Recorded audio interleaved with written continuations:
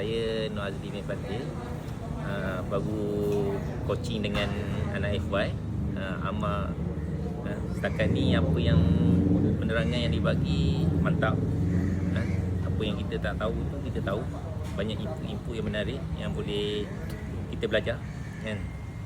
Banyak sniper teknik yang kita boleh membantu kita grow account. Apa nama Cik Azli memang dah lama trade lah kan? Dah lama.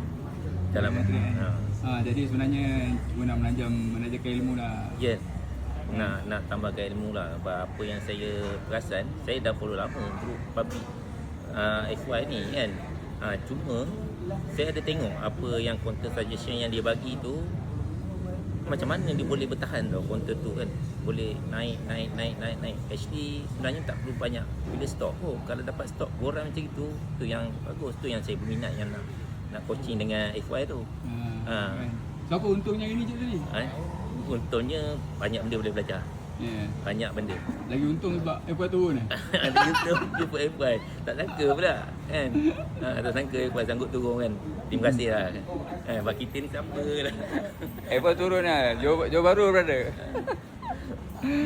Turun Johor Bahru kan. Sebab apa, nak pergi DPO dia pun apa, tadi Amal cakap apa, Cik Azli apa terror kan.